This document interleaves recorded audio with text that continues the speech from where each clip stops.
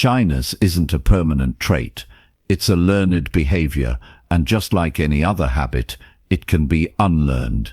The only thing standing between you and your goal is the story you keep telling yourself. This powerful idea by Jordan Belfort rings true, especially when it comes to shyness.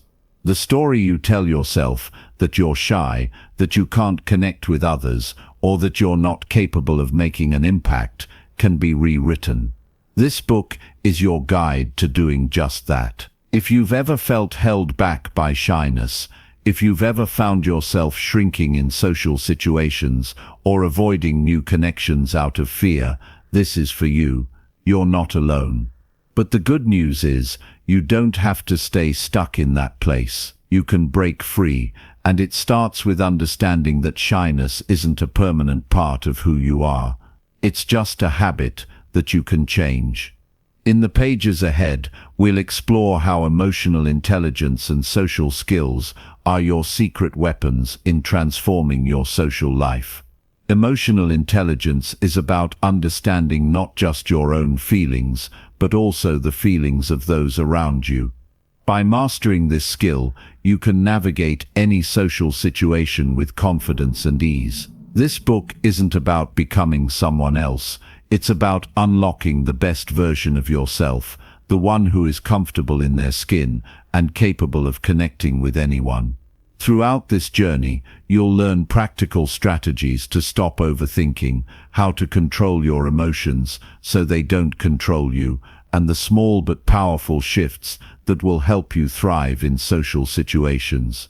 It's about taking control of your mindset and breaking the cycle of fear and self-doubt. You'll understand how to read people, start conversations effortlessly, and make others feel heard and valued, all while growing your own confidence day by day. This isn't just theory, it's about real-world application. The techniques you'll learn are simple, but they're incredibly effective. And most importantly, they're things you can start using right away in your day-to-day life. You are capable of so much more than you think. If you're ready to break free from the chains of shyness and start mastering the skills that will change your social life for good, this is your first step. The person you want to become isn't far away, you just need the right tools to get there. And in this book, you'll find exactly what you need to build the life and connections you've always desired. Chapter 1. Shyness is just a habit, and you can break it. Shyness isn't a personality trait, it's a habit. And just like any habit, it can be unlearned. It might feel permanent, like something built into your DNA, but it's not. It's simply a pattern you've repeated so many times that it feels automatic. The hesitation before speaking up, the overthinking after a conversation, the discomfort in social settings, all of these are responses you've conditioned yourself to have. They weren't always there. Somewhere along the way, they became familiar, and now they feel like second nature. But the good news is, anything learned can be unlearned. The reason shyness feels so strong is that it feeds on avoidance. The more you shrink away from social situations, the stronger the habit becomes. When you avoid speaking up in a group, your brain registers that as a safe action, reinforcing the idea that staying quiet is the right thing to do. But the opposite is also true. When you take small steps to engage, even when it feels uncomfortable, you start rewiring that response. The discomfort fades, and confidence grows in its place. Think about how habits work in everyday life. If someone drinks coffee every morning, they start craving it at the same time each day. If someone always takes the same road home, they drive it on autopilot. Shyness works the same way. Your brain has learned to expect discomfort in social situations, and so it reacts the same way every time. But just as you can train yourself into a habit, you can train yourself out of one. Most people assume that social confidence is something you either have or don't. That's a myth. Confidence isn't a trait, it's a skill. It's built through repetition, through action, through doing things before you feel ready. The biggest mistake people make is waiting to feel confident before acting. But confidence doesn't come first, action does. Once you start speaking up, engaging, and challenging your fears, confidence follows. The first step in breaking this habit is noticing the patterns that keep it alive. Pay attention to the moments when you hold yourself back. Is it when meeting new people? When speaking in front of a group? When making small talk? Once you recognize these moments, you can start making intentional changes. Even small shifts, like making eye contact for a second longer or initiating a simple greeting, begin to weaken the hold of shyness. Avoiding social situations might bring temporary relief, but in the long run, it makes things worse. Each time you avoid speaking up, it reinforces the belief that you're incapable, that socializing is difficult, that you're not someone who can handle these moments. That belief is false, but the more you repeat the behavior, the more real it feels. The only way to break this cycle is by stepping into the discomfort, even in the smallest ways. Think of it like building a muscle. If someone never exercises, their muscles remain weak. The first few workouts feel uncomfortable. They might feel sore or uncoordinated. But with consistency, strength builds. Social confidence works exactly the same way. The first few times you challenge your shyness, it will feel uncomfortable. You'll second-guess yourself, but each time you push through, the habit of confidence grows stronger. One of the fastest ways to start shifting your mindset is to change your internal dialogue. If your thoughts are constantly reinforcing the idea that you're shy, that socializing is hard, or that you're not good with people, then that's the reality you'll live in. But if you start telling yourself a different story, one where you are capable, where speaking up is just a skill to practice, where every interaction is an opportunity rather than a test, you begin to reshape your identity. Small intentional actions are the key to rewiring the way you see yourself. If you typically avoid starting conversations, challenge yourself to say something small to a cashier or a coworker. If you tend to sit back and let others talk, push yourself to contribute just one thought. These moments might seem insignificant, but they add up. Each one is a signal to your brain that the old habit is being replaced. There's no need for drastic changes overnight. Social confidence isn't built in a day. It's built in small, consistent moments of stepping outside your comfort zone. The key is to focus on progress rather than perfection. It's not about suddenly becoming the most outgoing person in the room. It's about proving to yourself, one interaction at a time, that you are capable of more than you've believed. The discomfort you feel in social situations isn't a sign that something is wrong with you. It's simply a sign that you haven't trained this skill enough yet. Just like learning to drive, learning a new language, or picking up an instrument, the beginning always feels awkward. But the more you practice, the easier it gets. What once felt intimidating becomes natural. Confidence is not about being the loudest person in the room. It's not about forcing yourself to be someone you're not. It's about being comfortable in your own skin, about trusting yourself to handle conversations without overthinking, about feeling at ease in social situations rather than seeing them as something to fear. That kind of confidence isn't something you're born with, it's something you create. Every day presents small opportunities to challenge old habits and build new ones. The question is whether you'll take them, whether you'll let fear and hesitation keep you in the same cycle, or whether you'll take that first uncomfortable step toward change. It's never about being perfect. It's about showing up, trying, and proving to yourself that you can handle more than you thought. Shyness is not who you are. It's just something you've been practicing. But now you're going to start practicing something new. Chapter 2. The secret power of emotional intelligence. EQ. Emotional intelligence is one of the most valuable skills a person can develop. It determines how well someone navigates relationships, handles stress, and understands both their own emotions and the emotions of others. People often assume intelligence is about knowledge, facts, and problem solving, but the ability to recognize and manage feelings, both internally and externally, is just as important. In many cases, it's even more important. Success in life, whether in personal relationships or professional settings, depends largely on emotional intelligence rather than raw intellect. Most people react to emotions rather than control them. They feel frustrated and lash out, feel hurt and shut down, feel overwhelmed and avoid dealing with things. Emotional intelligence is the difference between being controlled by feelings and knowing how to use them wisely. Instead of reacting blindly, a person with emotional intelligence knows how to pause, assess a situation, and respond in a way that benefits them rather than harms them. This isn't about suppressing emotions or pretending they don't exist. It's about understanding them deeply and using them to navigate life more effectively. The way people handle emotions is often shaped by past experiences.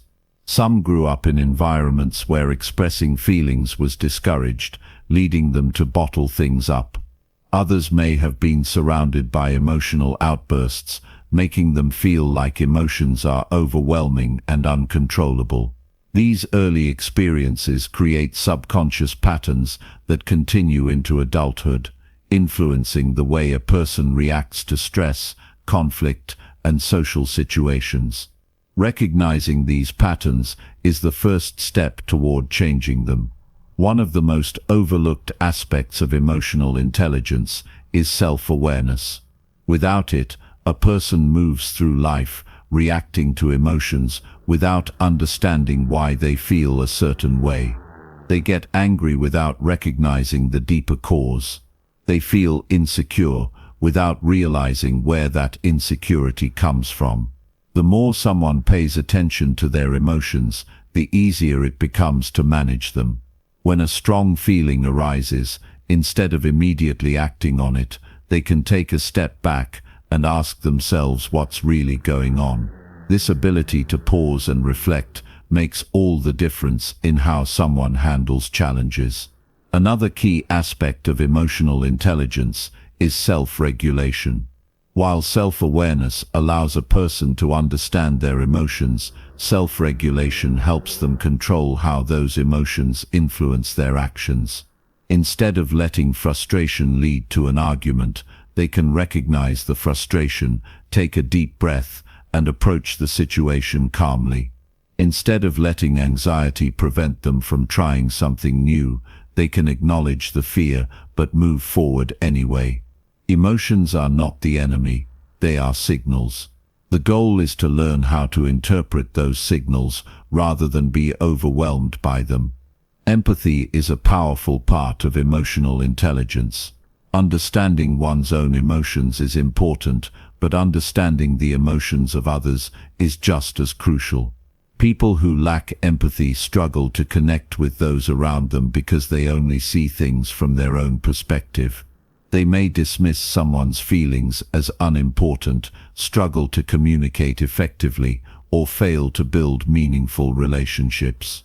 Empathy allows someone to put themselves in another person's shoes, see things from a different angle, and respond in a way that strengthens connections rather than weakens them. Social awareness goes hand in hand with empathy. Some people walk into a room and instantly pick up on the mood, whether there's tension, excitement, or unease. Others seem oblivious, unable to read body language, tone of voice, or the unspoken energy of a conversation. The more socially aware a person is, the better they can navigate interactions. They recognize when someone is uncomfortable and adjust accordingly.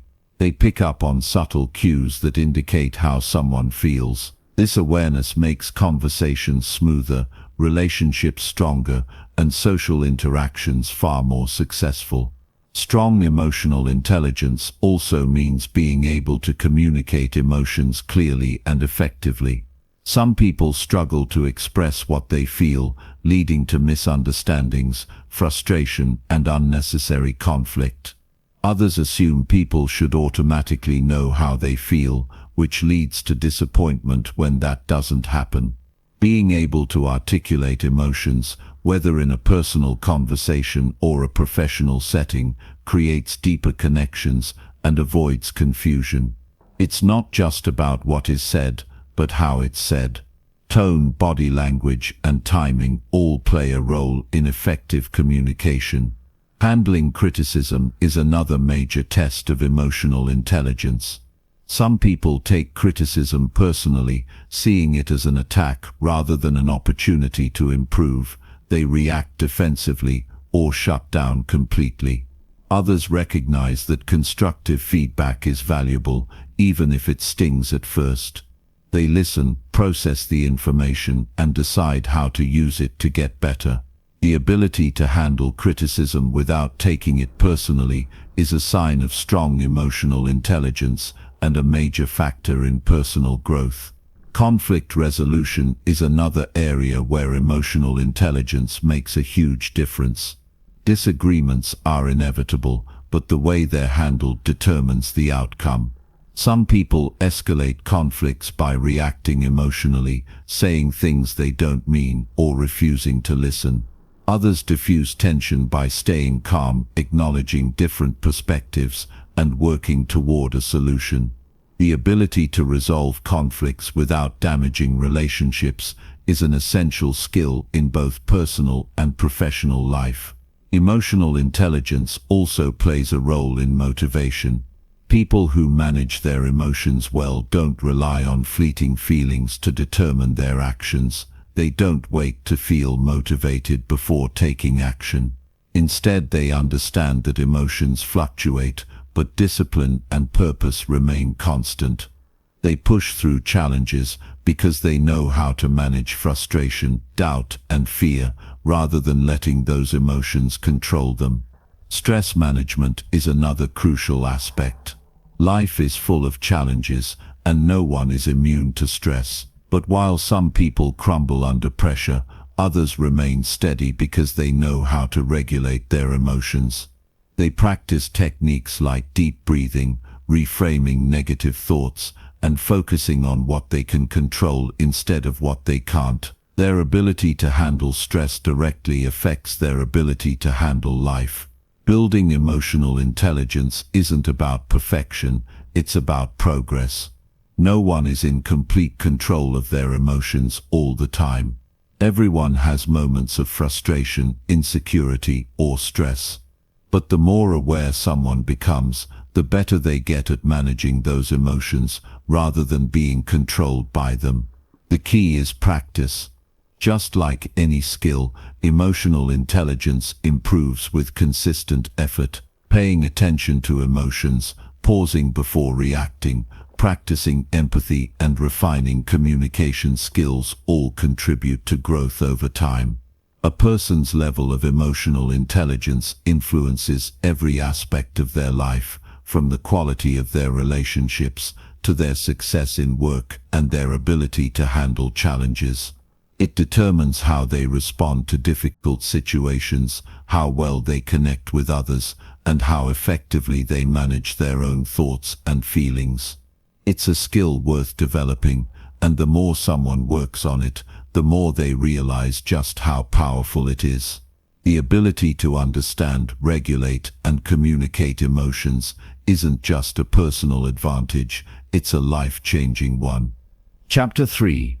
Confidence isn't loud, it's controlled. Real confidence isn't about being the loudest person in the room. It isn't about showing off, seeking attention, or forcing a personality that doesn't feel natural. True confidence is controlled, steady, and unshaken. It comes from a deep understanding of oneself, from knowing one's worth without needing constant validation from others. People often mistake confidence for arrogance, but they couldn't be more different. Arrogance is built on insecurity, a desperate need to prove something. Real confidence, on the other hand, doesn't need to prove anything. It simply exists.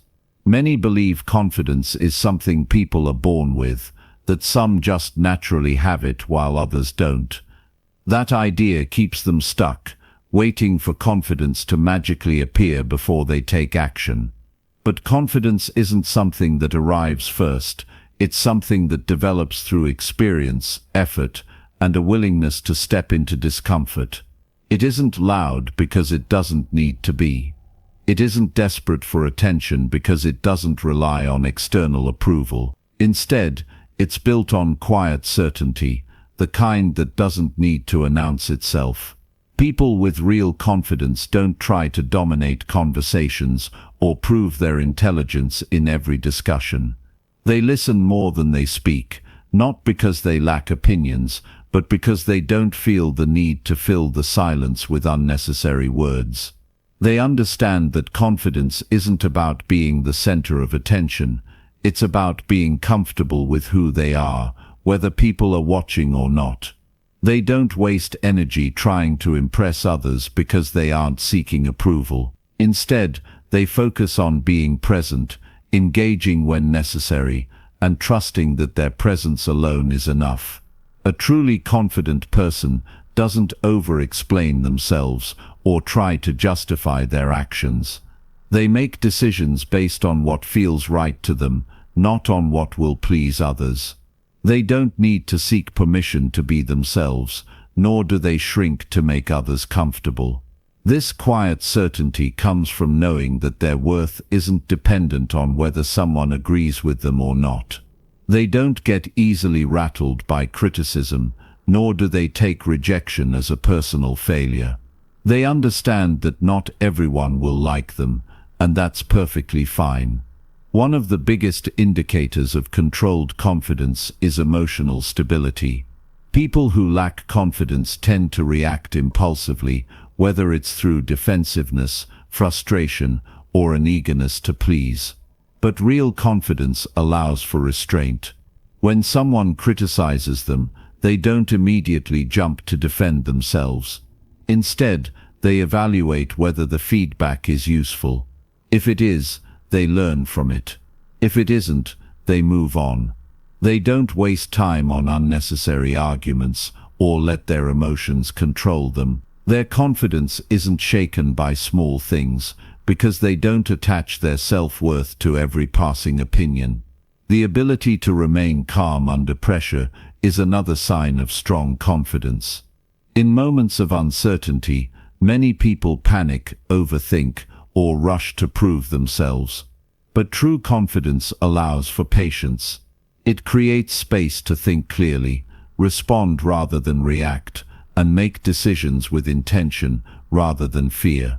The more someone practices staying composed in difficult situations, the more naturally confidence follows.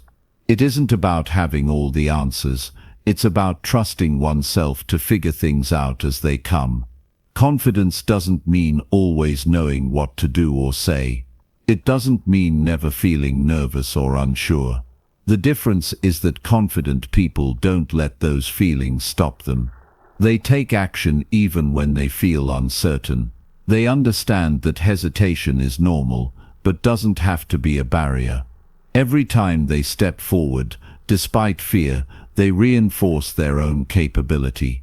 Confidence is built in those moments when someone chooses courage over comfort, effort over avoidance, and action over doubt.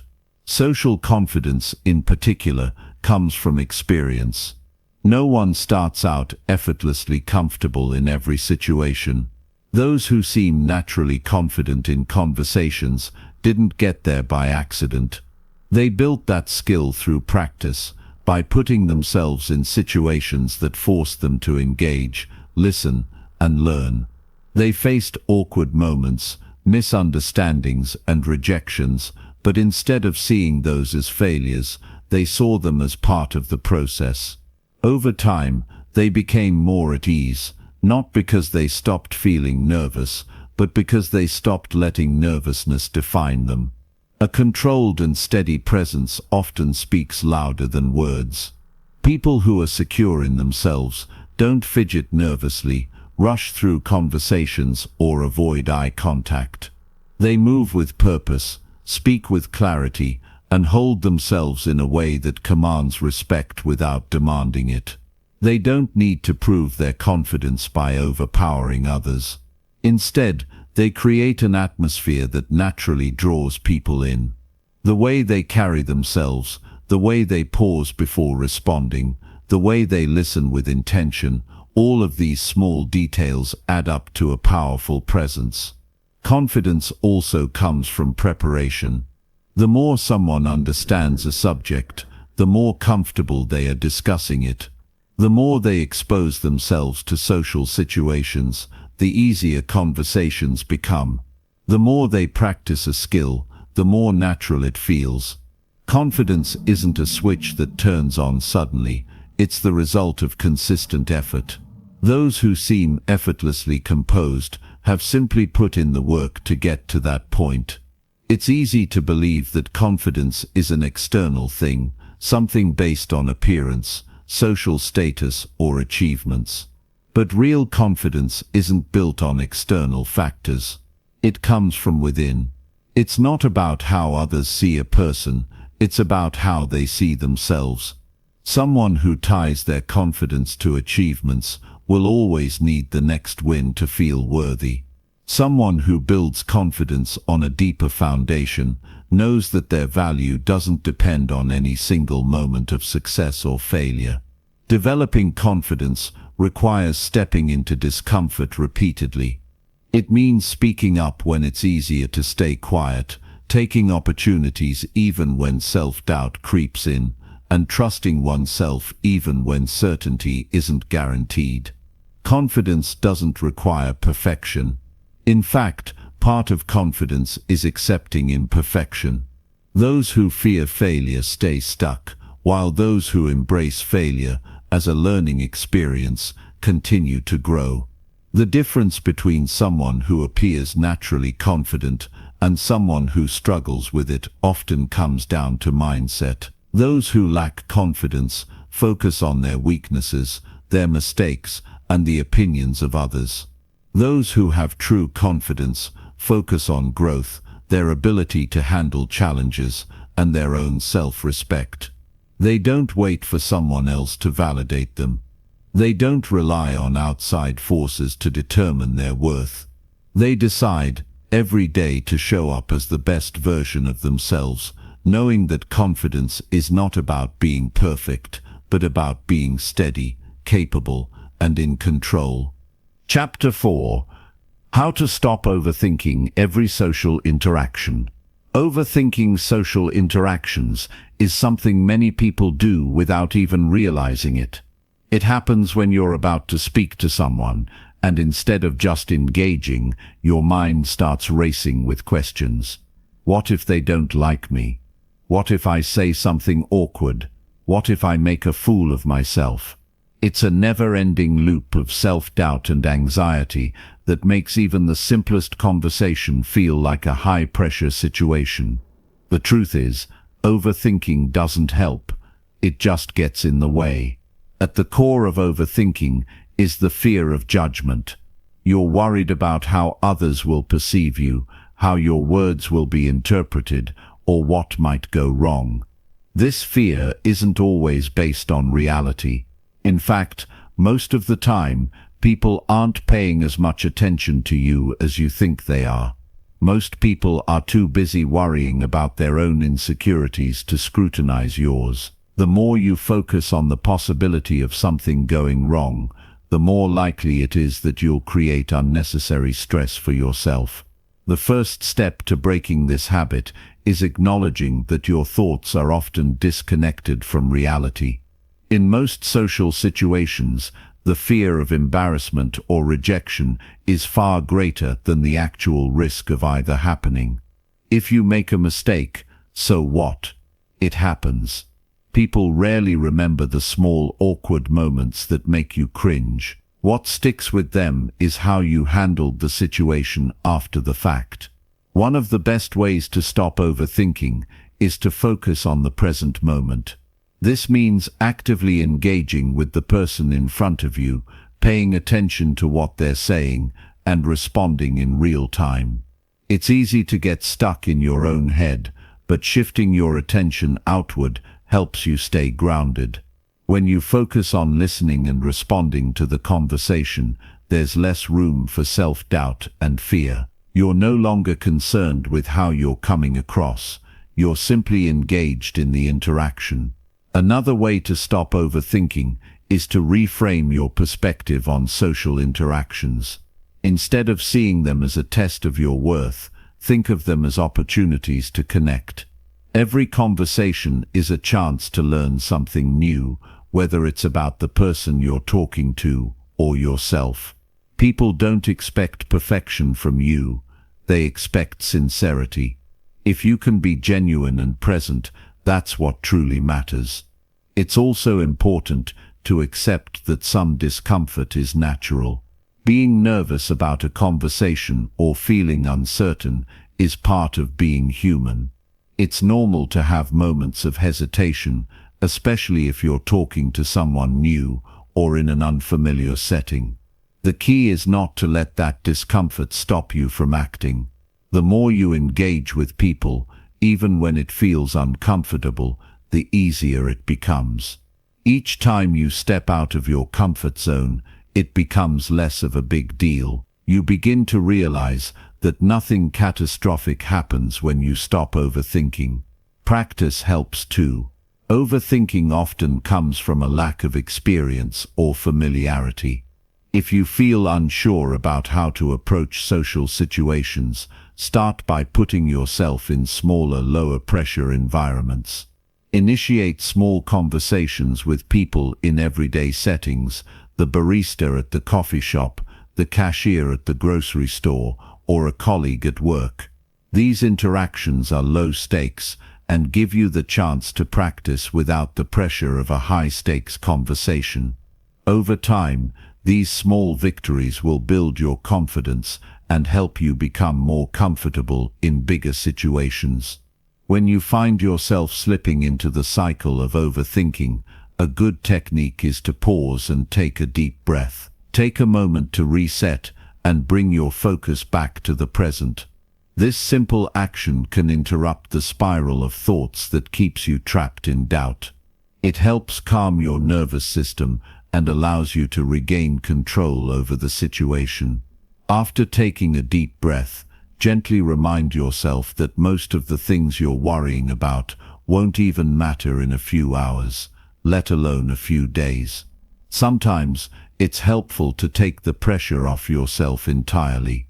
Instead of worrying about what you're going to say or how you'll come across, focus on the other person.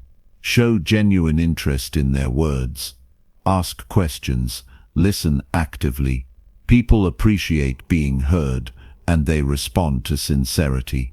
When you shift the focus away from yourself and place it on the other person, you stop worrying about how you're coming across and start building a real connection.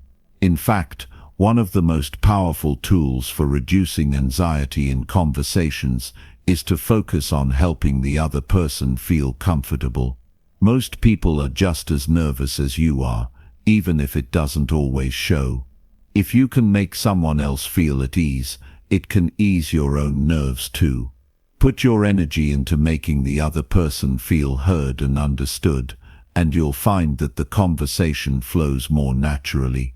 One technique to help stop overthinking is to accept that mistakes are part of the process. No one is perfect, and social interactions are a space where slip-ups happen. Saying the wrong thing, stumbling over words, or not knowing what to say next is completely normal. The important thing is how you respond in those moments. If you can laugh it off, apologize, and keep going, you'll look more confident than if you freeze up or over-apologize. People won't remember your mistake, they'll remember how you handled it. Another way to reduce overthinking is to remind yourself that your self-worth isn't dependent on the outcome of a conversation. It's easy to fall into the trap of thinking that if a conversation doesn't go perfectly, it means something is wrong with you. But that's simply not true. Each interaction is just one small part of the bigger picture. If you didn't connect with someone or a conversation felt awkward, it doesn't mean you failed. It means you took a step forward. Social skills improve over time, and even the most experienced communicators had to start somewhere. One of the most freeing realizations is that social interactions don't need to be perfect. You don't need to have every word planned or every reaction rehearsed. The best conversations happen when people are relaxed, when they listen to each other, and when they engage without worrying about the result. So much of the pressure we feel in social situations comes from our own minds. When you stop trying to control every detail, you'll find that the conversation flows naturally, and the anxiety you once felt begins to fade. The key to stopping overthinking is simple: stop making it about you. Focus on the present moment, on the people around you, and on making genuine connections. When you take the focus off yourself and your fears, you allow the conversation to unfold without unnecessary stress. Over time, as you practice this approach, you'll begin to realize that social interactions are not something to be feared or overanalyzed. They're just another opportunity to connect with others and enjoy life's many little moments. Chapter 5. The Art of Staying Cool Under Pressure. When you're under pressure, whether in a social situation, a work meeting, or even just a casual conversation, the temptation to panic can be overwhelming. You feel your heart racing, your thoughts scatter, and everything starts to feel like it's falling apart. It's easy to give in to that wave of panic, but the key to staying composed under pressure is understanding that you are in control. The more you practice staying calm, the easier it becomes. First, recognize that pressure is something everyone faces. It's not a personal weakness or something that makes you different from others. Everyone experiences moments when they feel the weight of expectations, when they feel overwhelmed by the situation. What sets people apart isn't whether they feel pressure, but how they respond to it. Most people believe that pressure will break them, but the truth is that pressure can shape and mold you into someone stronger, more focused, and more resilient. The more you face pressure and learn how to manage it, the less power it has over you. A critical step to staying calm is taking a deep breath. When you feel that rush of anxiety or panic, your body reacts by tightening up. Your breathing becomes shallow, your heart rate increases, and your thoughts start to race. In those moments, breathing deeply and slowly can have a powerful effect. It doesn't just calm your body, it also calms your mind. Deep breaths signal to your brain that you are not in immediate danger, that the situation is under control. It helps you reset and regain focus. It's helpful to practice controlled breathing, even when you're not under pressure. The more you practice in everyday situations, the easier it will be to access that calm when you really need it. This doesn't mean you're pretending that the pressure doesn't exist. It just means you're taking a moment to gather yourself before you respond. You are giving yourself the space to choose how to react, rather than being swept away by emotions.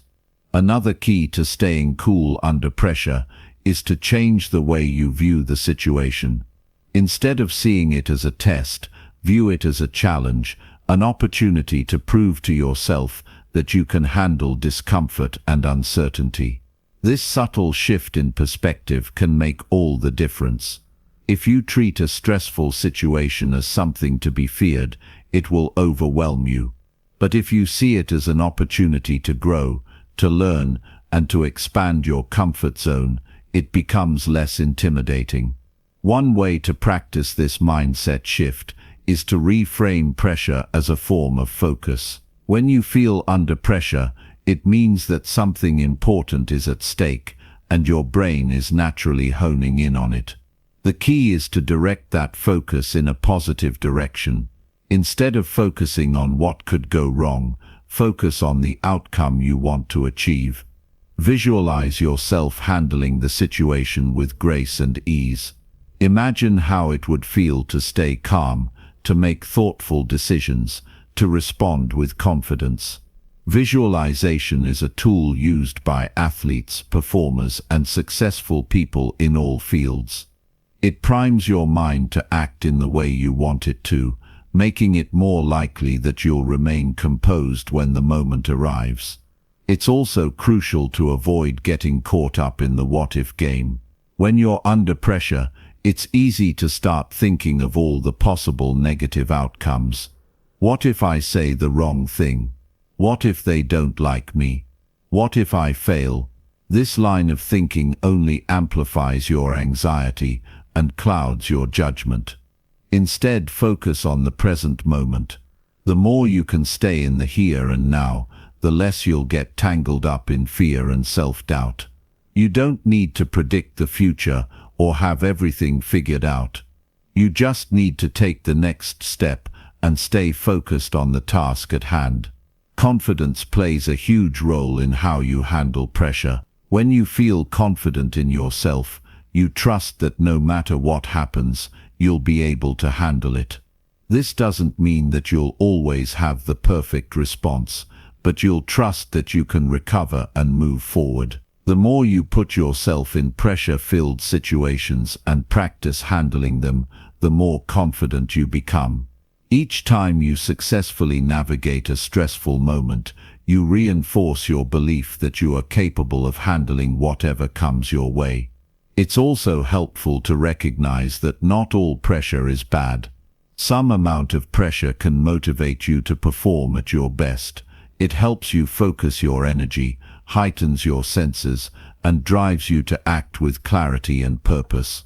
This is the kind of pressure that leads to growth. It forces you out of your comfort zone and into new territory where you can learn and develop new skills. But the key is understanding how to manage that pressure, how to turn it from something that overwhelms you into something that fuels your performance. One of the most powerful ways to stay calm is to embrace the fact that you are in charge of your emotions. When things get tense, it's easy to feel like you're at the mercy of your feelings. But the truth is that emotions don't control you unless you let them. Just because you feel anxious or stressed doesn't mean you have to act on those emotions. You can choose how to respond, and sometimes the best response is to simply stay calm and centered. A good way to practice emotional control is through mindfulness. By paying attention to your thoughts and feelings without judgment, you can create space between your emotional reactions and your responses. Instead of being swept away by a rush of fear or anxiety, you can acknowledge those feelings without letting them dictate your actions. Mindfulness helps you to observe your emotions from a distance, giving you the ability to choose how to act rather than reacting impulsively. At the same time, it's important to acknowledge that pressure can be draining. When you're constantly under stress, it can take a toll on your mental and physical health. That's why it's essential to take care of yourself outside of high-pressure situations. Regular exercise, healthy eating, and adequate sleep all contribute to your ability to stay calm under stress. When you take care of your body, your mind is better equipped to handle pressure. The healthier you are, the more resilient you become. Another way to stay cool under pressure is to focus on the things you can control. You can't control how others react or what happens in the future, but you can control how you respond to the present moment. This realization can be incredibly empowering. By focusing on your own actions and your own mindset, you free yourself from the worry and anxiety that comes from trying to control the uncontrollable. And remember, It's okay not to have all the answers right away. In moments of pressure, we often feel like we need to be quick and decisive. But sometimes, taking a moment to breathe, to pause and to gather your thoughts is the best course of action. There's no rule that says you have to react immediately. Sometimes the best way to respond to pressure is to slow down and allow yourself the time to think clearly. The ability to stay calm under pressure is not something that happens overnight. It's a skill that you develop through consistent practice. The more you expose yourself to pressure-filled situations and work on staying composed, the easier it becomes. The key is to remember that pressure is a natural part of life, and it doesn't have to define you. You have the power to choose how you respond to any situation, no matter how stressful it may seem. When you embrace this power, you'll find that staying calm under pressure becomes second nature. Chapter 6. Mastering Emotional Control. Don't let others rattle you. In social situations, it's easy to feel rattled, especially when you're faced with unexpected emotions or reactions from others. There are those moments when someone says something that throws you off, or someone's behavior catches you by surprise. The worst thing you can do in these moments is to let your emotions dictate how you react. It's easy to get upset, defensive, or even withdraw, but if you can master emotional control, you'll find that these situations lose their power over you. First, it's important to realize that you don't have to react immediately. Emotional control is not about suppressing or ignoring your feelings. It's about giving yourself the space to choose your response. When something happens that could potentially rattle you, whether it's a sharp comment or an awkward situation, take a moment. Acknowledge your emotions, but don't let them take control. It's natural to feel frustrated, embarrassed, or angry in some situations, but these feelings don't need to define how you respond. The ability to pause, breathe, and assess the situation is a powerful tool in emotional control. Mastering this skill begins with awareness. You can't control what you're not aware of. You have to pay attention to how your body responds in different situations. Do you feel tension in your chest or a tightness in your throat when someone challenges you? Do your palms sweat or your heart race when you're put on the spot? These physical sensations are clues that something has triggered you. The more you pay attention to these cues, the more you can begin to recognize when your emotions are about to take over. It's in these moments that you can choose to pause and take control. One of the most effective ways to regain control in an emotional moment is to focus on your breath. This may sound simple, but it's incredibly powerful. When we're emotional, our breathing often becomes shallow and erratic. By slowing down and deepening your breath, you send a signal to your nervous system that everything is okay. It's like hitting a reset button for your body and mind. By taking deep breaths, you give yourself a few precious seconds to calm down, collect your thoughts, and decide how you want to respond. Another important element of emotional control is understanding that you are not your emotions. You may feel anger, but that doesn't mean you are an angry person. You may feel anxious, but that doesn't mean you are anxious by nature. Emotions are temporary experiences. They come and go. They don't have to define your behavior. You are the one who decides how to act, even when emotions are running high. Remind yourself that your feelings, while real, do not control you. They are signals, not commands. You have the ability to choose your reaction, and that choice is where your power lies. It also helps to develop emotional detachment in difficult situations. This doesn't mean you should disconnect from your feelings entirely or pretend you don't care. It means you can observe the situation without getting caught up in it. Think of it like watching a movie. You're aware of the plot and the characters, but you're not getting lost in the drama. If someone says something hurtful or upsetting, Rather than absorbing that energy and reacting impulsively, try to detach. Understand that the person's words are more about them than they are about you. Their comment or behavior is often a reflection of their own insecurities or frustrations, not a judgment of your worth. By detaching from the situation, you prevent yourself from getting drawn into unnecessary conflict or negative emotions. Another way to master emotional control is to reframe the situation. Often the way we interpret events can escalate our emotions. If someone cuts you off in conversation or doesn't acknowledge your point, you might feel dismissed or unimportant. But if you reframe that situation by telling yourself that they might just be distracted or that it's not a personal attack, you can prevent your emotions from spiraling. Reframing helps you maintain perspective. It allows you to look at the bigger picture and not get caught up in momentary irritations. When you choose to reinterpret a situation in a more positive or neutral light, you free yourself from the emotional charge it carries. Also, keep in mind that emotional control doesn't mean being completely stoic or devoid of emotion. It's about balance.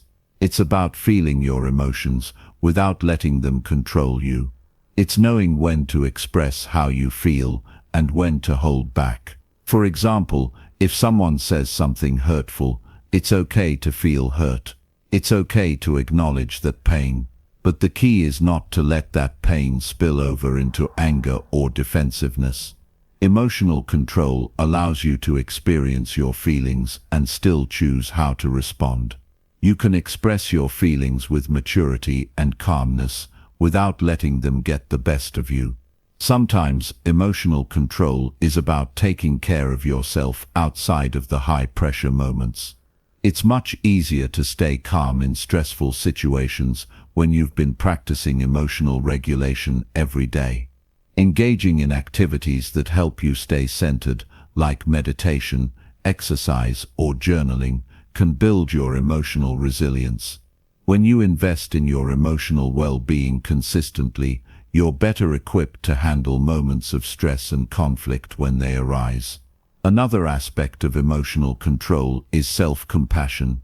Often we're hardest on ourselves when we make mistakes or when we feel out of control emotionally. If you slip up and let your emotions take over, don't beat yourself up. Recognize that you're human. Everyone loses their cool now and then. What matters is how you recover and learn from it. Be kind to yourself, and don't let one misstep define your ability to control your emotions in the future. Every moment is an opportunity to do better.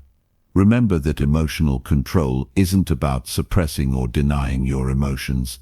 It's about learning to manage them effectively. By giving yourself the space to breathe, by reframing situations, by practicing self-compassion, and by engaging in regular emotional maintenance, you can improve your ability to stay calm in the face of challenge. The more you practice emotional control, the more natural it will feel, and the less power external situations will have over your state of mind. Ultimately, mastering emotional control is about empowering yourself. It's about recognizing that you have the ability to choose your reactions. No matter what's happening around you, you can decide how to respond. The world may throw you curveballs, but you don't have to let them throw you off course. With practice, awareness, and patience, emotional control will become second nature, and you'll find yourself more grounded, confident, and resilient in every aspect of your life. Chapter 7. How to start a conversation without the awkwardness. Starting a conversation can be intimidating, especially when you're unsure of what to say or how the other person will react. Many people struggle with initiating interactions, worrying about awkward silences or saying something inappropriate. But the truth is, starting a conversation is a skill that can be developed, and once you know how to approach it with confidence, it becomes much easier. The first thing to remember is that a conversation doesn't have to be perfect from the start. In fact, It's normal for things to be a little awkward at first, especially if you don't know the person well, but that's okay. The key is to embrace those first few moments of uncertainty and use them as an opportunity to build rapport and connection.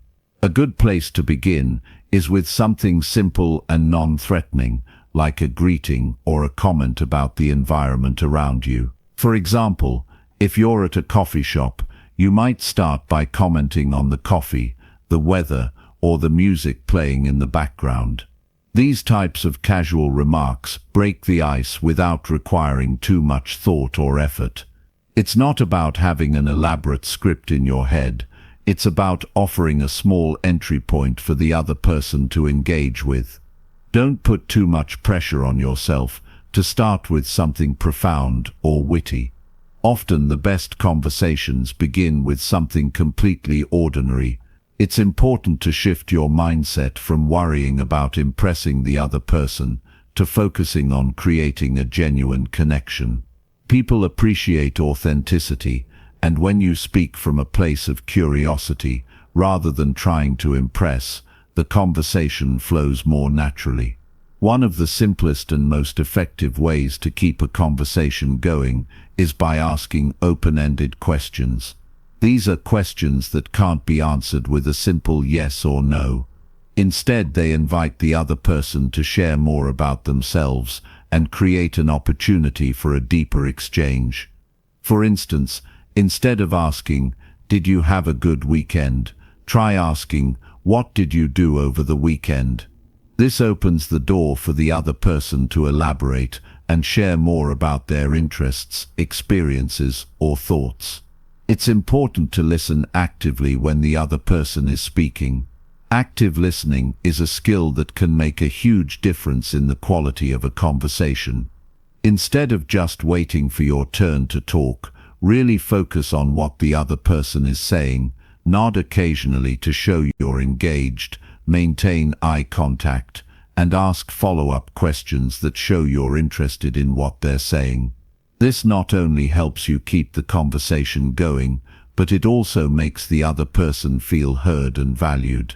Another powerful way to initiate and sustain a conversation is through body language. Your non-verbal cues can play a huge role in how others perceive you and how open they feel to talking with you. Open, relaxed body language signals that you're approachable and comfortable in the situation. This can make a significant difference, especially if the other person is feeling nervous or uncertain. Make sure your posture is open, avoid crossing your arms, and try to maintain a warm, friendly expression. Simple gestures like smiling or leaning slightly forward can show that you're interested and engaged in the conversation. It's also helpful to be aware of the context in which you're initiating the conversation. If you're at a party or a social event, people are generally more open to casual interactions, and there's less pressure to have a deep or meaningful conversation right away. However, if you're in a more formal setting, like a work event or a networking session, your approach might need to be a little more thoughtful. In these situations, focusing on shared interests or professional topics can be a good starting point. Asking someone about their work or recent projects can open the door to a more substantive exchange. It's easy to get caught up in worrying about what you're going to say next, but the truth is that people are usually more focused on themselves and their own thoughts than on your every word. When you take the pressure off yourself to be perfect, it becomes easier to relax and engage more genuinely. A great way to do this is to embrace the mindset that every conversation is a learning experience. Whether the interaction goes well or not, there's always something to gain from it. Even if you stumble or feel awkward at first, you're gaining valuable practice that will help you improve your social skills over time. Another important aspect of starting a conversation is reading social cues. Every person has different preferences when it comes to socializing. Some people enjoy small talk and thrive in casual, light-hearted interactions, while others may prefer deeper, more meaningful exchanges. It's important to gauge the other person's level of comfort and adjust accordingly. If you notice they seem engaged and eager to talk, you can dive deeper into the conversation. But if they seem distracted or closed off, it might be best to keep things light and give them space. Sometimes, the most effective way to start a conversation is simply by showing kindness. A warm smile, a compliment, or a genuine inquiry into how someone is doing can be the perfect icebreaker. People are naturally drawn to those who show interest in them and make them feel good about themselves. It doesn't take much to brighten someone's day with a kind word or a thoughtful gesture, and this can open the door to a meaningful conversation. It's also important to be patient with yourself. Mastering the art of conversation takes time, and you won't always have the perfect thing to say. It's okay to have moments of silence or pauses in the conversation. These don't have to be awkward. Instead of seeing them as gaps, view them as opportunities to collect your thoughts or let the conversation naturally evolve. It's natural for there to be moments of quiet, and often they provide the space for deeper reflection or a shift in direction. One way to stay calm and focused when starting a conversation is to remind yourself that most people are more concerned with themselves than with how you're coming across. This might sound surprising, but it's liberating. When you stop worrying about whether you're saying the right thing or making a good impression, you free yourself up to be more authentic and present in the moment. Your goal isn't to be perfect, it's to connect, learn and share with the other person in a meaningful way. It's also crucial to give yourself permission to be imperfect. Not every conversation will go as smoothly as you hope, and that's okay. There will be moments where you feel a little unsure or find yourself searching for the right words. But these moments are part of the process of improving your social skills. Don't beat yourself up over minor missteps. Instead, use them as learning experiences, reflect on what worked and what didn't, and be gentle with yourself. The more you practice, the better you'll get. Starting a conversation doesn't have to be a monumental task. It's simply about showing up, being yourself, and being open to connecting with others. The more you do it, the easier it becomes. And over time, you'll find that your ability to engage with others becomes more natural, less stressful, and more enjoyable. Whether you're meeting new people, reconnecting with old friends, or simply navigating day-to-day interactions, the skill of starting a conversation is something that will serve you in countless situations. It's a tool that will not only help you in social settings, but will also enhance your overall confidence and emotional intelligence. Chapter 8. The Science of Being Instantly Likeable. Being liked is something that many of us desire, whether we're meeting new people or navigating daily interactions. The reality is that, as much as we all want to connect with others, there's a common fear of being judged, rejected, or misunderstood. We often worry about making a positive impression, but struggle with knowing how to make people feel comfortable around us.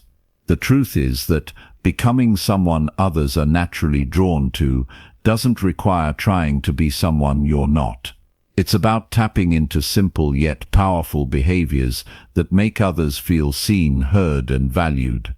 The first thing to understand is that being likable isn't about being perfect or pretending to be someone you're not.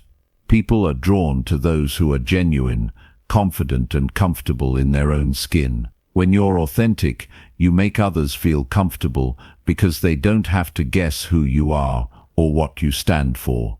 There's a certain calmness in authenticity that allows others to relax, and that's when real connections happen. It's the kind of energy that encourages openness and trust.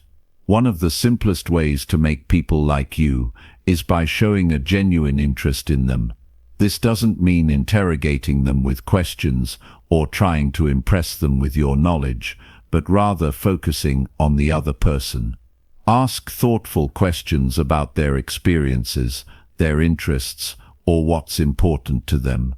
When you show that you care about who they are, they feel valued.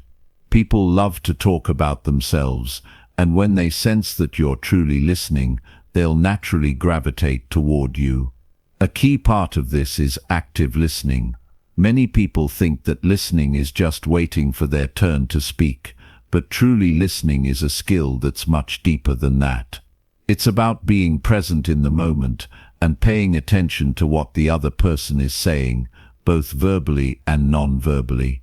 People appreciate being heard, and when you show you're truly engaged, it makes them feel respected. You don't need to interrupt or jump in with your own stories right away. Sometimes, just nodding and giving a small response to show you're listening can strengthen your connection with someone. Another powerful tool for making people like you is to give them genuine compliments. Compliments are a way to acknowledge someone's positive qualities or achievements, and when they're sincere, they can make people feel great about themselves. The trick is to be specific. Instead of saying, "You look nice," you might say, "That color really brings out your eyes." Or instead of just saying, "Great job, try, I really admire how you handled that situation. Your approach was so calm and thoughtful." Specific compliments show that you're paying attention and that you appreciate them for who they truly are. However, compliments are not the only thing that will win people over. Another key element of being likable is showing empathy. Empathy is the ability to understand and share the feelings of another person. When you can put yourself in someone else's shoes, you create a sense of trust and connection. It's about acknowledging the other person's emotions and showing that you care. For example, if a friend is feeling down, instead of offering solutions right away, just listen and acknowledge how they feel. Sometimes, the best thing you can do for someone is to simply be there and show that you understand their perspective. In addition to empathy, people are drawn to those who are positive and uplifting. This doesn't mean you need to be upbeat and cheerful all the time, but showing optimism and looking for the good in situations makes a big difference. A positive attitude can be contagious, and when you offer a hopeful perspective, it encourages others to feel more at ease. It's easy to get caught up in negativity, but choosing to stay positive, especially in challenging situations, can make you someone that others want to be around. Humor is another key element of likability. People are naturally attracted to those who can make them laugh. It's not about being a stand-up comedian, but having a light-hearted approach to life can break the ice and help others feel comfortable. Humor helps to take the edge off tense moments and makes people feel relaxed. Of course, humor needs to be appropriate for the situation and audience, but using it to diffuse awkwardness or lighten the mood can create an instant connection. Confidence is also a critical component of likability. People are naturally drawn to those who are comfortable in their own skin, who don't try to be someone they're not. Confidence isn't about arrogance or boasting, but rather about knowing your worth and owning who you are.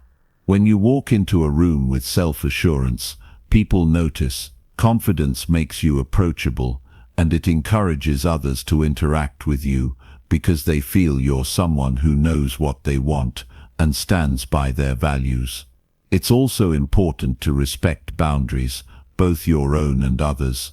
When you're mindful of people's personal space and their emotional boundaries, you make them feel comfortable. Being respectful shows that you value them as individuals, and when others feel respected, they're more likely to respond positively to you. This also ties into being aware of social cues. Not everyone wants to engage in a long conversation or be the center of attention, and recognizing when to give someone space is just as important as knowing when to engage. One of the most impactful things you can do to make people like you is to be consistent in your behavior. People are drawn to those who are steady, reliable, and dependable. When you follow through on your promises, when you show up when you say you will, and when you maintain a consistent attitude, others start to trust you. Consistency creates a sense of safety in relationships, and when people feel they can rely on you, they're more likely to feel a genuine connection. Being likable also comes down to energy. The energy you project affects how others perceive you. If you're constantly down or negative, people will pick up on that and may shy away from engaging with you. On the other hand, if you exude warmth, openness, and approachability, others will feel more comfortable interacting with you. The key is to cultivate positive energy within yourself. When you're in a good mood or feeling centered, that energy will naturally attract others. It's about giving off vibes that make people want to engage with you rather than withdraw. Sometimes, making others like you is as simple as being kind. It's easy to get caught up in self-interest or trying to gain approval, but the best way to connect with people is through simple acts of kindness. Whether it's offering a helping hand, sharing something that makes them smile, or just listening without judgment, kindness creates bonds. It's something anyone can do, and it often leads to the most meaningful and lasting connections. Being likable is about creating a space where people feel safe to be themselves. It's not about winning approval or putting on an act, but rather about offering a genuine connection that makes others feel comfortable. The more you focus on others, the more you'll see how simple and effective it is to make people like you. It's about kindness, empathy, respect, and authenticity. When you give these things freely, they come back to you in ways that foster deeper connections and more meaningful relationships. It's not about mastering a set of skills, but rather embodying the qualities that naturally draw people to you. Chapter 9. Mastering the Art of Deep Conversations. When you think about the most meaningful conversations you've had, they probably weren't the ones where someone just asked you surface-level questions or only talked about themselves. What made those conversations so memorable was the depth, the way they made you feel understood, and the genuine connection that was formed. Deep conversations allow us to truly get to know someone and for them to know us. They're the conversations where both people feel comfortable enough to open up and share thoughts, feelings, and experiences in a way that leaves a lasting impact. The art of deep conversation isn't about asking complex questions or trying to impress others with your intellect. It's about cultivating an environment where both people feel safe enough to explore more than just the typical small talk. These conversations go beyond just exchanging facts, and instead allow for genuine exchange, thoughts, feelings, ideas, and personal experiences. The key to mastering deep conversations is learning to create space for that level of vulnerability, and this often starts with your approach to communication. A great starting point is to simply be present. So often, we're thinking about what we're going to say next, or distracted by our phones, the environment around us, or our own thoughts. The key to fostering meaningful conversations is to focus entirely on the other person. This doesn't just mean hearing their words, it's about listening attentively to what they're actually saying and understanding the emotions behind those words. When you listen without the intention of responding right away, you give the other person room to speak freely and openly, knowing they're being fully heard. People tend to speak more openly when they feel like their words matter and that they're not competing with the other person's thoughts or responses. To deepen a conversation, you don't need to jump into heavy topics right away. Often the more profound discussions arise from a casual topic or question, but it's your follow-up that leads the conversation into a deeper place. Instead of letting a comment pass by, you can ask questions that build on what was just shared. It's about showing interest in the other person's thoughts, feelings, and experiences.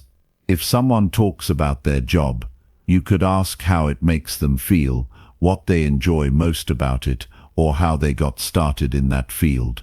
This kind of inquiry shows you care and encourages the other person to share more than they might have originally intended. While it's easy to think of a deep conversation as one that covers serious or heavy topics, the truth is that light-hearted moments can be just as valuable. Humor and playfulness often help break down barriers and create a space where people feel comfortable opening up. A deep conversation doesn't need to be about discussing life's biggest questions. It could simply be about discussing something that's meaningful to the two of you in that moment.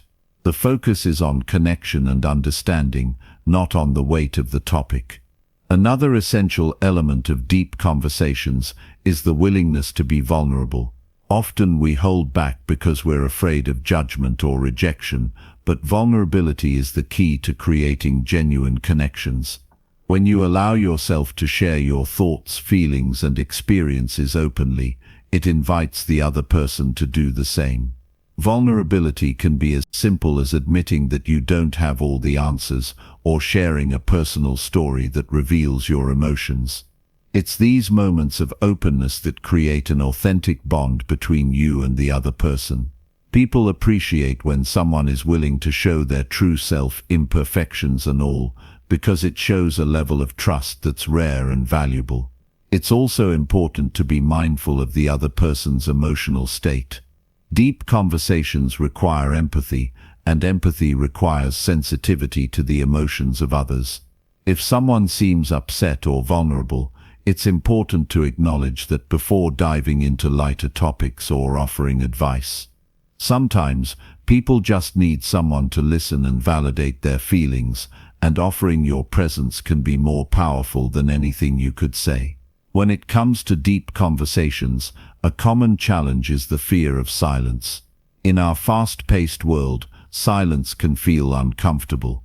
We often rush to fill the space with words, but sometimes the most powerful thing you can do in a conversation is to simply be silent and let the other person reflect. Allowing a moment of silence lets the other person think before responding, and it gives you both space to process what has been shared. It's also a sign of respect to allow someone the time they need to gather their thoughts, especially when you're discussing something personal or meaningful. The depth of a conversation also depends on the willingness to get past the superficial. It's easy to stay on the surface, talking about work, the weather, or daily events.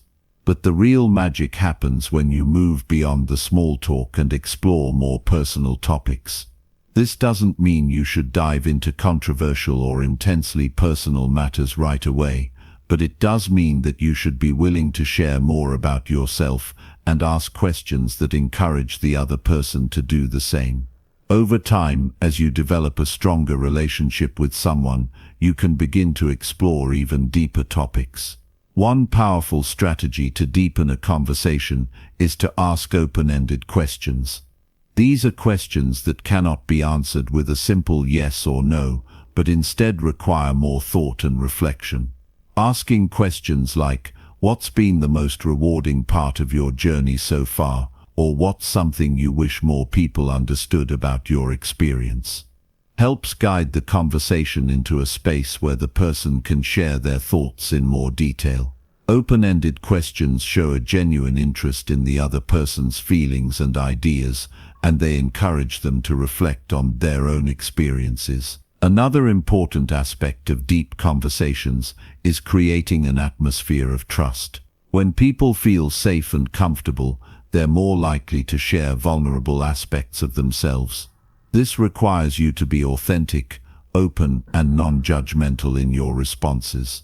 It's not about having all the answers or offering solutions. It's about creating a space where the other person feels understood and accepted. When trust is present, it's easier for both people to share their true selves and to explore ideas that might otherwise be difficult to express.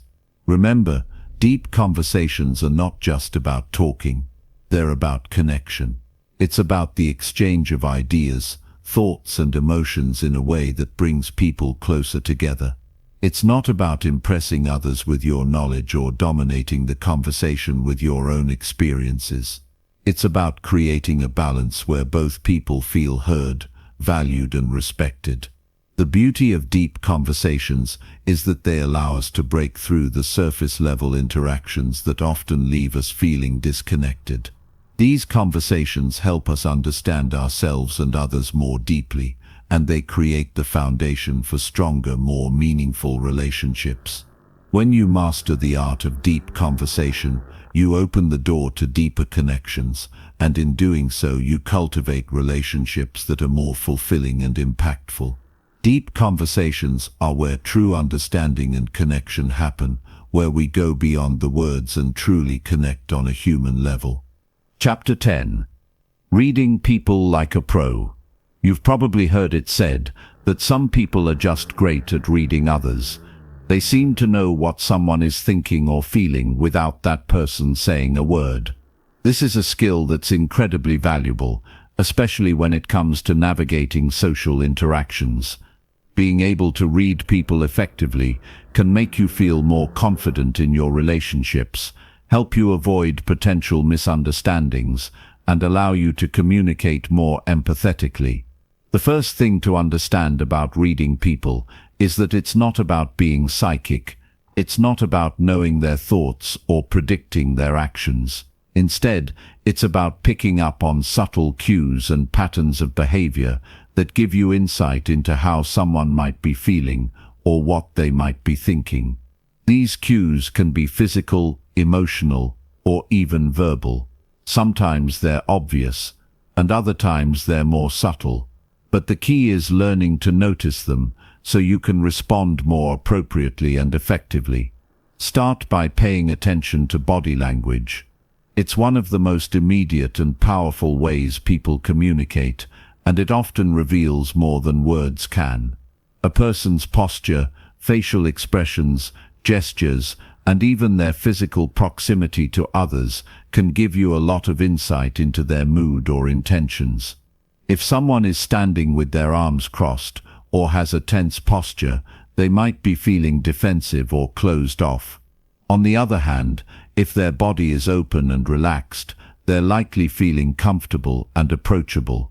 Eye contact is another big indicator. People tend to look at you when they're interested or engaged, but if they're avoiding eye contact, they might be feeling uncomfortable, distracted or uninterested.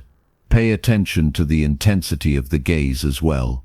Someone who is staring too intensely might be feeling confrontational or aggressive, while someone who is glancing around the room might be distracted or anxious.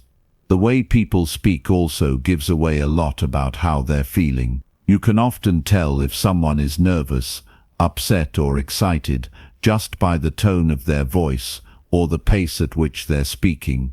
If they're speaking quickly, they might be feeling rushed or anxious. If their voice is shaky, they could be feeling nervous or uncertain. If they're speaking slowly, they might be trying to think carefully, or they could be feeling relaxed and comfortable. Listening closely to the way someone speaks and the words they choose can tell you a lot about what's going on beneath the surface. Facial expressions are another powerful clue. Think about the last time you saw someone smile. That smile was likely an indicator of happiness or enjoyment.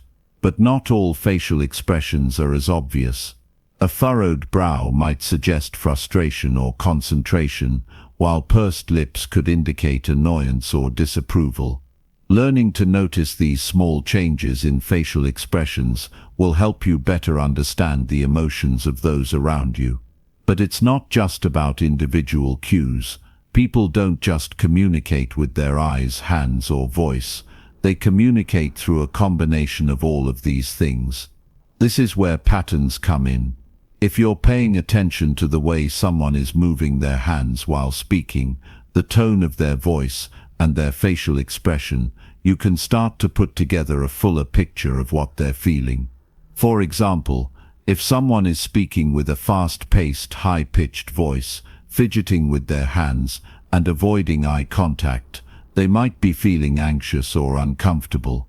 But if they're speaking slowly, making steady eye contact, and using expansive hand gestures, they're probably feeling confident and engaged.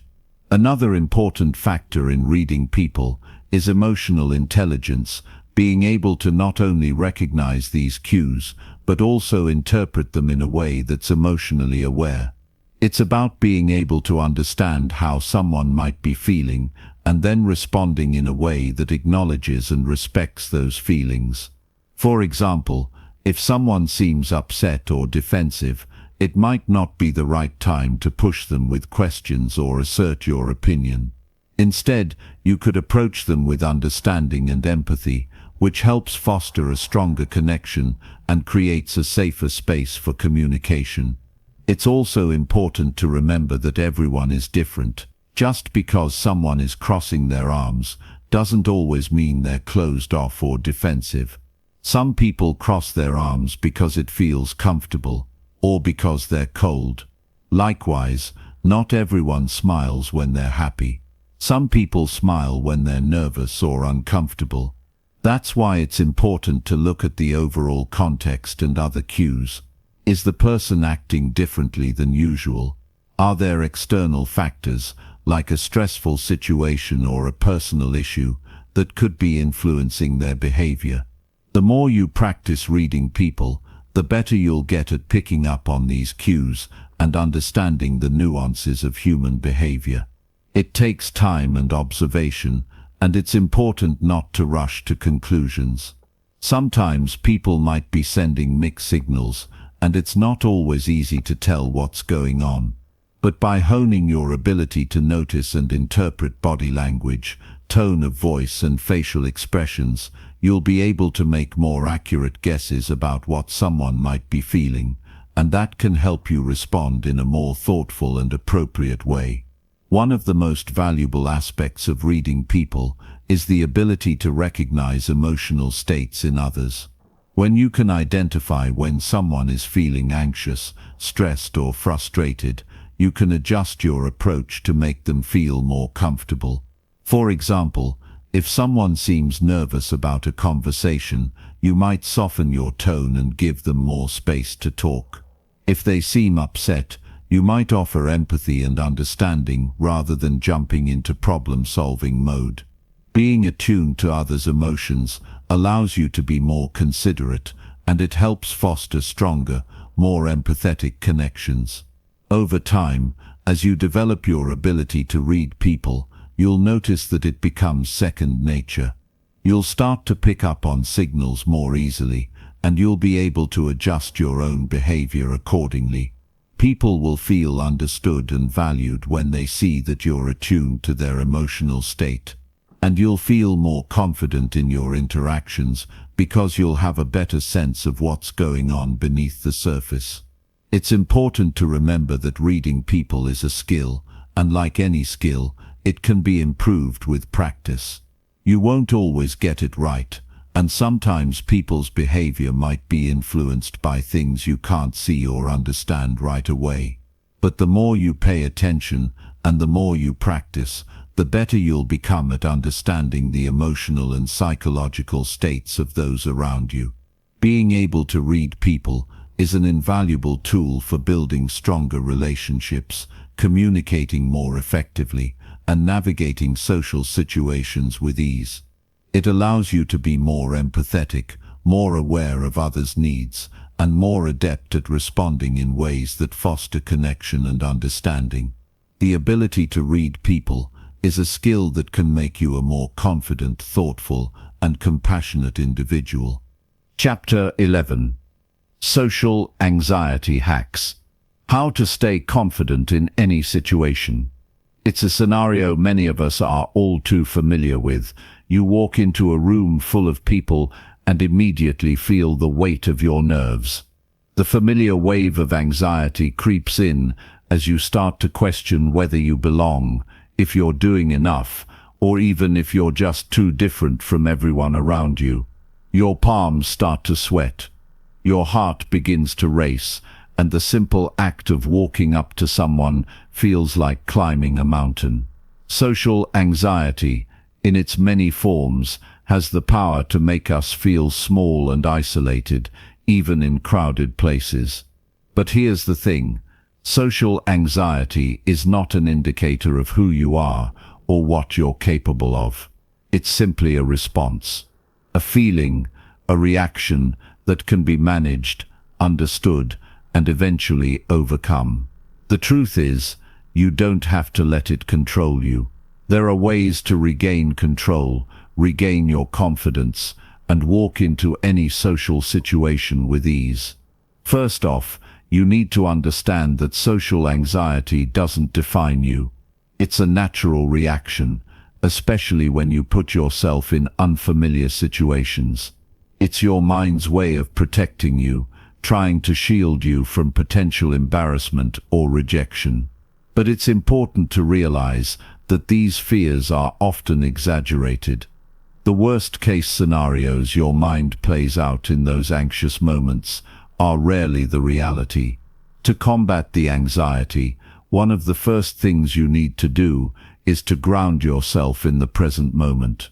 Anxiety thrives on what-ifs. The what if I mess up, or what if they don't like me, and so on. These thoughts are often about things that haven't even happened yet. They're based on hypotheticals. When you find yourself spiraling, take a deep breath and bring yourself back to what's happening right in front of you. Focus on the present moment. Engage with the person you're talking to. Focus on their words, their expression. When you stop focusing on your anxiety, it has less space to control you. It's also important to reframe how you view these situations. Social anxiety often leads us to believe that everyone is watching us or judging us. The truth is, most people are far too focused on their own thoughts and insecurities to scrutinize you. Everyone has their own concerns, their own worries, and the spotlight is rarely on you the way you think it is. Once you shift your perspective and realize that people are not constantly evaluating your every move, the pressure starts to lift. Instead of feeling like the odd one out, you can embrace the idea that everyone, in some way, shares the experience of feeling uncertain or nervous in social settings. Another powerful tool is preparation. While it's impossible to predict exactly how a conversation will go, there are things you can do beforehand that will help ease your anxiety. Think about how you want to approach the interaction. If it's a party or a meeting, take a moment to consider what you might say or ask others. People love talking about themselves, so having a few open-ended questions ready can make the conversation flow more naturally. Having something to talk about, whether it's a compliment, a shared interest, or just a friendly observation, can be a great way to start an interaction and take the pressure off yourself. One key thing to remember is that your body language plays a huge role in how you feel and how others perceive you. When you're nervous, it's easy to hunch your shoulders, avoid eye contact, or cross your arms. These physical signals can make you appear closed off, which only heightens your anxiety. Instead, focus on maintaining open body language. Keep your shoulders back, stand tall, and make eye contact. You'll be surprised at how much of a difference this can make. Not only will you appear more approachable, but you'll also start to feel more confident in yourself. It's a subtle but powerful shift. You don't have to be perfect. You don't have to be the most outgoing person in the room. What matters is showing up and being present. The more you expose yourself to social situations, the easier they become. Each time you challenge yourself to step outside your comfort zone, you grow stronger. Over time, you'll begin to realize that those feelings of anxiety, while real, are also temporary. They are not insurmountable. The more you face them head-on, the less they'll control you. When it comes to overcoming social anxiety, self-compassion is crucial. It's easy to beat yourself up after an awkward moment or an interaction that didn't go as smoothly as you'd hoped. You might replay the conversation in your head over and over, focusing on the mistakes or the things you wish you had said. But instead of being harsh with yourself, practice kindness. Remind yourself that everyone has awkward moments and that it's okay to make mistakes. Those moments don't define you. In fact, they're often more important than the smooth interactions because they teach you resilience, self-awareness, and how to navigate discomfort. As you work through social anxiety, remember that it's okay to take small steps. You don't have to push yourself into the most high-pressure social situations right away. Start with smaller, less intimidating interactions. Maybe it's a brief chat with a colleague or a short conversation with a stranger at the store. With each step you build momentum and prove to yourself that you can handle these situations. As you grow more comfortable with the smaller interactions, you'll naturally feel more equipped to handle larger ones. Above all, the most important thing is to be patient with yourself. Social anxiety may not disappear overnight, but with practice, self-awareness, and perseverance, you'll find that it becomes more manageable. You'll start to notice that the moments of discomfort don't last as long, and that they don't hold as much power over you as they once did. Each time you show up, each time you take action, you're proving to yourself that you have the strength to face your fears and come out the other side stronger. The key to overcoming social anxiety isn't to eliminate it entirely, but to learn how to manage it. When you stop letting it dictate your actions and instead face it head-on, you create a new narrative for yourself. You become someone who takes control of their social experiences rather than someone who avoids them. You become someone who engages with the world around them, confident in the knowledge that you can handle whatever comes your way. Chapter 12. How to make people feel important and why it changes everything. When you interact with someone, the way you make them feel often stays with them long after the conversation ends. Think about the last time you spoke with someone who made you feel truly heard, appreciated, and valued. The way they listened, the small gestures of kindness, the warmth in their voice, all of this created an impact that you'll remember. Now, imagine being that person for others. Imagine having the ability to make everyone you encounter feel important, seen, and truly understood. The ability to make people feel important isn't just a tool for building connections. It's a life-changing skill that can transform your social interactions and leave a lasting positive impression wherever you go. When we talk about making people feel important, it's easy to think of grand gestures or extravagant displays of attention. But in reality, it's the small everyday moments that matter most. It's about showing someone that you're present with them, that they are worthy of your time and energy. In today's fast-paced world, many of us are so focused on ourselves and our own thoughts that we forget how powerful it is to simply listen. The simple act of listening with full attention communicates respect and care in a way words alone cannot. One of the most effective ways to make someone feel important is by being fully present in the moment. This means putting away your phone, stopping the inner monologue of your own thoughts, and truly focusing on the person you're interacting with.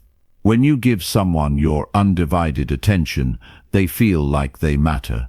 In a world full of distractions, this is rare, and it's something that people deeply appreciate. It's not just about hearing their words, but about connecting with the emotion behind those words. Acknowledge their feelings, their experiences, and their thoughts. You don't have to agree with everything they say, but simply being engaged, and showing empathy can make all the difference. It's not just about listening, though. The way you communicate with others also plays a huge role in making them feel valued. When someone speaks to you, respond thoughtfully. Don't just wait for your turn to talk. Reflect on what they've said, ask follow-up questions, and express genuine interest in their point of view. By engaging in this way, you're showing that their thoughts and feelings are worthy of your time and consideration. This, in turn, builds a deeper connection. People don't just want to be heard, they want to be understood. They want to feel that their opinions, ideas, and feelings are important to you. It's in these moments of validation that true relationships are formed. Sometimes, making someone feel important is as simple as acknowledging them. A compliment, however small, can go a long way. But it's important that your compliments are sincere. People can tell when you're being genuine, and when you offer a compliment that truly reflects your admiration for them, it resonates deeply. Compliment their strengths, their effort, or even their unique qualities. Praise them for something they've done, not just how they look. Genuine compliments show that you appreciate the person for who they are and what they contribute to the world around them. Another powerful way to make people feel important is through acts of kindness. These don't have to be grand gestures. Small acts of consideration can have a profound impact.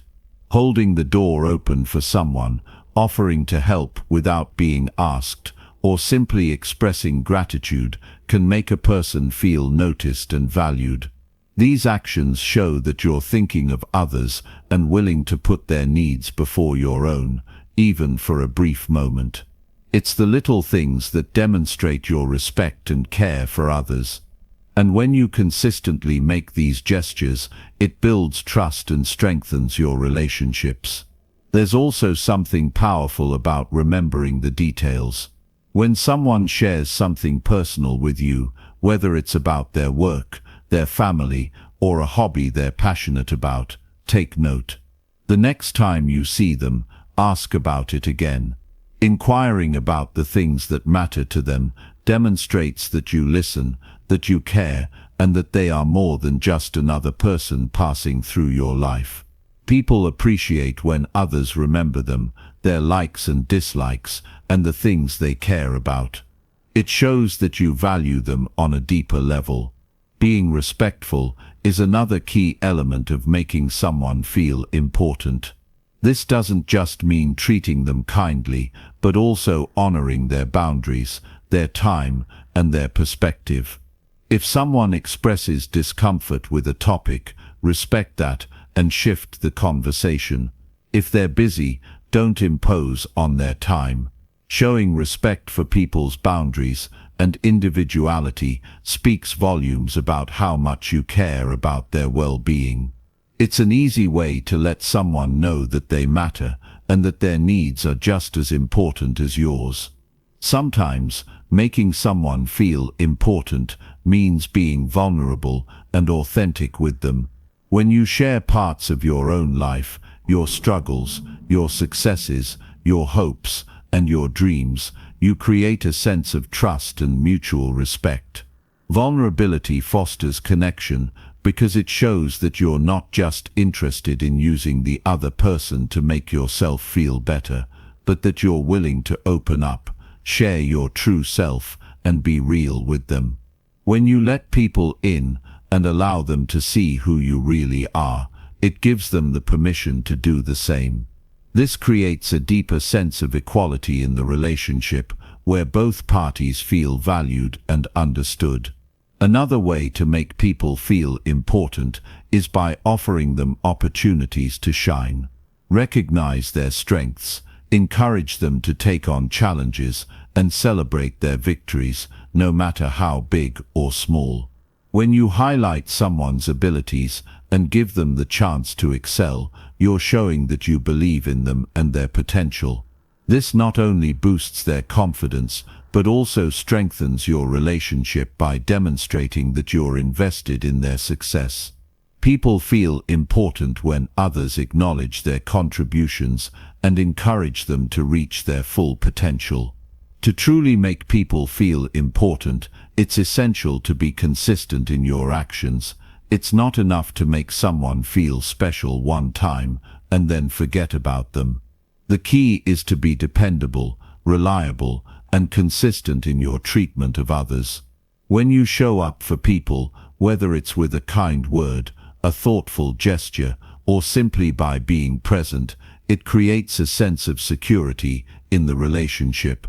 They know that you genuinely care and that your actions align with your words.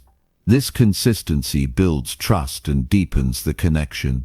As you go about your interactions, remember that the impact you have on others is often far-reaching. The way you make people feel has the power to lift their spirits, change their outlook, and even inspire them to be better versions of themselves. You may not always see the immediate effects of your kindness and attentiveness, but rest assured, the positive energy you put out into the world ripples outward.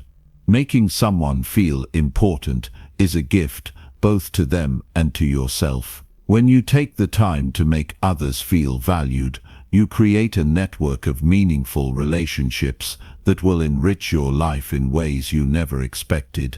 Making people feel important isn't about flattery or trying to win their favor. It's about showing genuine care, respect, and consideration for them as individuals. It's about acknowledging their humanity, their worth, and their uniqueness. The more you practice this, the more it becomes second nature, and the more you'll find that you're surrounded by a community of people who genuinely appreciate and respect you in return. The ability to make others feel important is one of the most powerful tools for building lasting, positive relationships. It's the gift that keeps on giving, creating connections that are built on trust, empathy, and mutual respect.